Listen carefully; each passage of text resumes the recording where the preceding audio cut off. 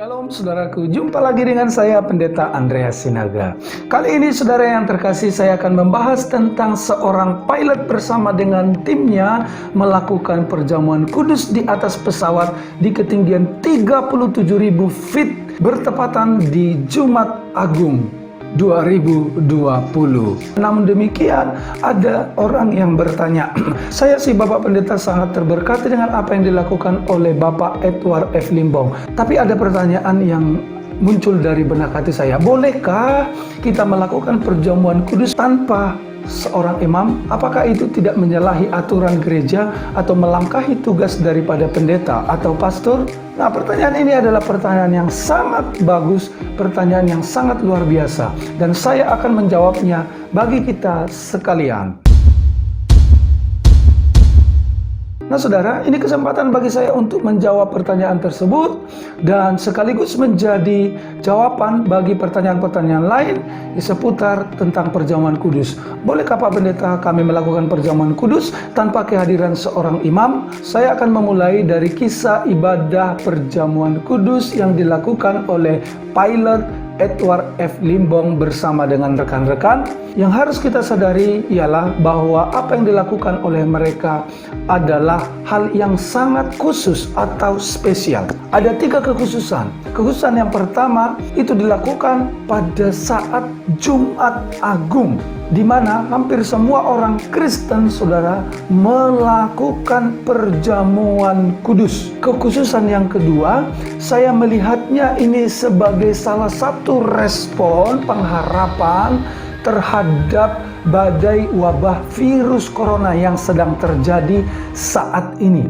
Lalu kekhususan yang ketiga itu dilakukan di tengah-tengah kesibukan mereka bekerja sebagai pelayan masyarakat. Jadi ketika ini saudaraku bertalian, tapi mereka masih menyempatkan diri untuk beribadah dan melakukan perjamuan kudus. Apalagi ini dilakukan di udara, di dalam pesawat di ketinggian 37.000 feet. Sulit untuk mendatangkan pastor atau pendeta ke sana. Silakan menonton video yang dibuat oleh Bapak Edward F. Limbong tersebut. Selamat menyaksikan.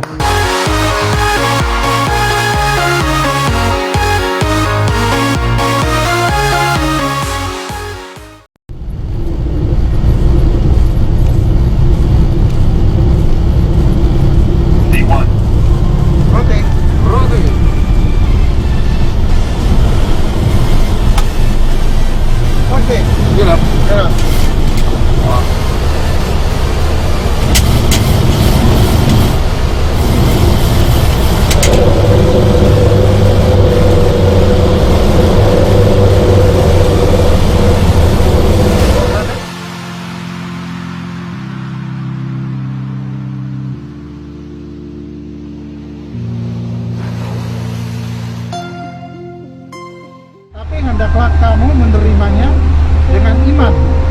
Ingatlah dan percaya bahwa tubuh Tuhan kita Yesus Kristus telah dipecah-pecahkan sebagai harga penebus dan untuk menyelamatkan kita. Amin.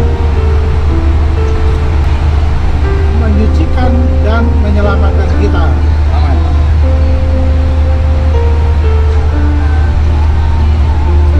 Kita bersatu hati, kita berdoa. Baik.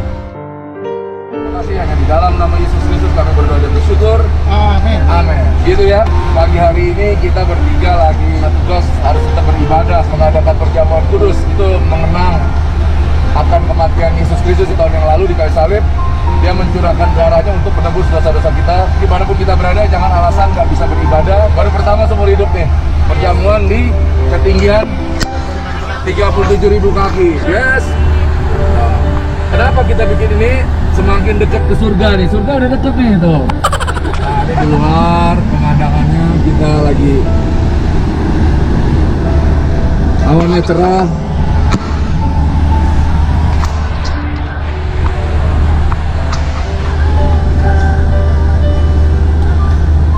Dan kita akan mendarat di Palembang jam 12:08. Saya juga curhat nih mengenai hamba-hamba Tuhan. Yesus masih sedih, anak-anaknya pada saling menyerang. Ampuni kami ya anak-anakku yang pada ribut. Sebabnya apa? Dari manakah datangnya sengketa dan pertengkaran di antara kamu? Bukankah datangnya dari hawa nafsu saling berjuang di dalam tubuhmu? Kamu mengingini sesuatu tapi kamu tidak memperolehnya, lalu kamu membunuh, kamu iri hati, kamu tidak mencapai tujuanmu, lalu kamu bertengkar dan kamu berkelahi. Kamu tidak akan memperoleh apa-apa kecuali membuat orang semakin bingung. Ampuni kami yang suka kurang ajar. Kami ini hanya hamba-hambamu. Kalau pendeta, pastor itu hanya status. Tapi yang terpenting kita bisa menjadi contoh bagi orang lain, menjadi terang, menjadi garam. Orang Kristen itu bisa memanggil dia Bapa, bisa memanggil dia Tuhan, memanggil dia Raja, memanggil dia Guru.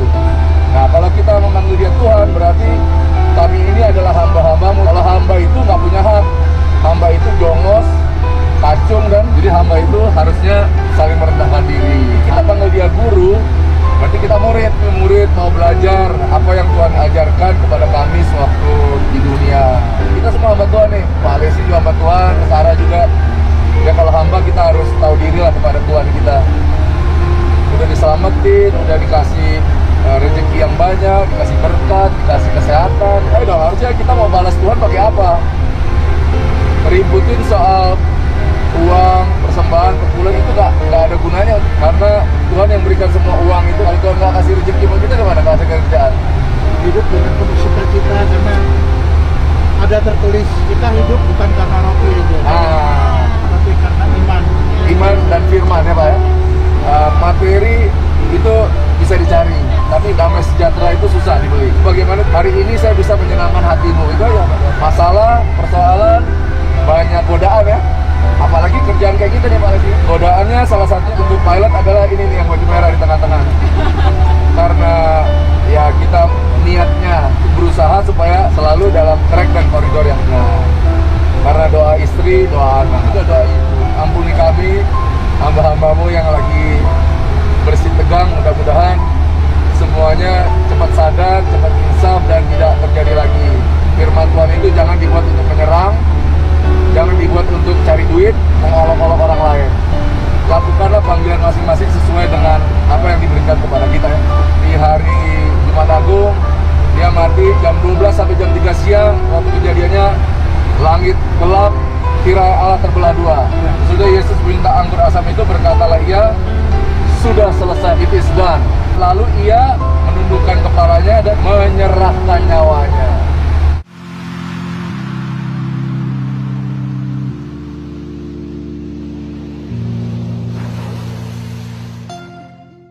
Nah, saudara yang terkasih dalam Tuhan, apakah itu tidak menyalahi aturan gereja atau menyalahi aturan Alkitab? Menurut saya tidak, saudaraku. Menurut saya, ya. Menurut Alkitab tidak. Oleh karena apa? 1 Korintus 11 ayat yang ke-24 dan 25 berkata demikian. Dan sesudah itu ia mengucap syukur atasnya, ia memecah-mecahkannya dan berkata, inilah tubuhku yang diserahkan bagi kamu, perbuatlah ini menjadi peringatan akan aku.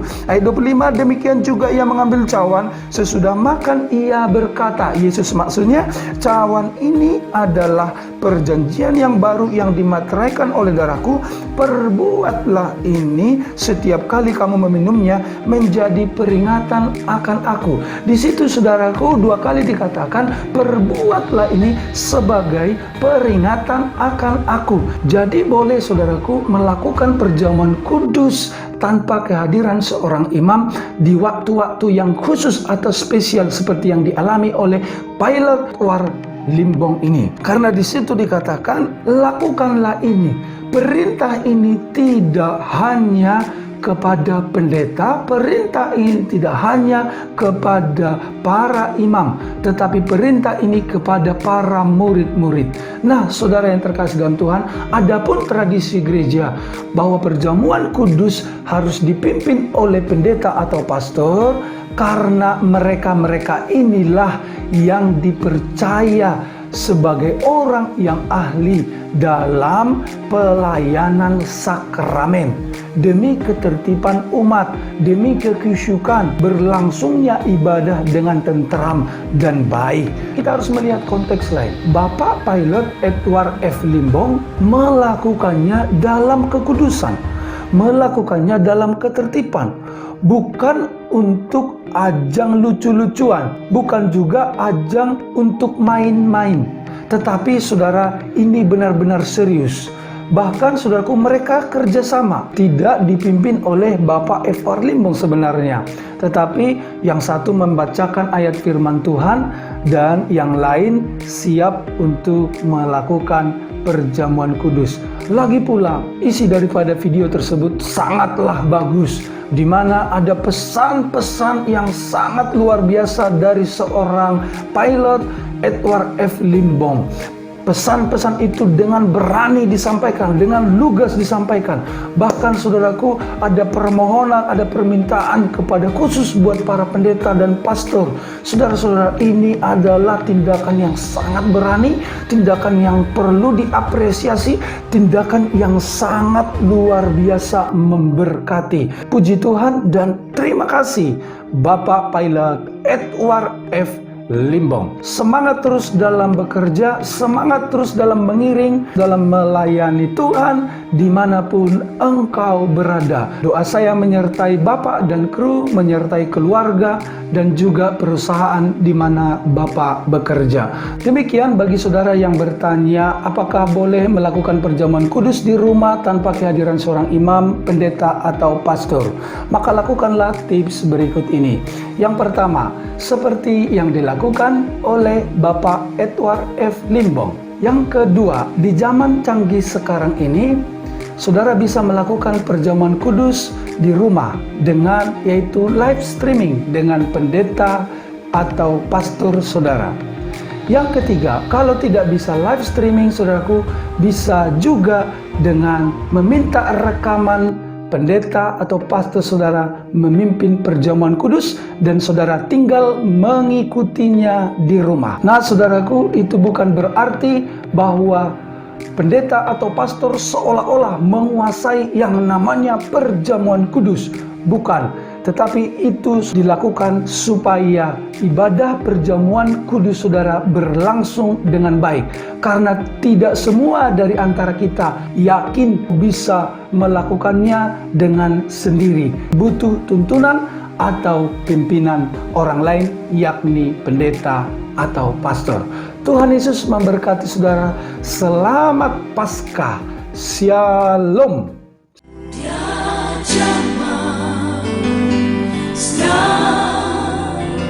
Hidup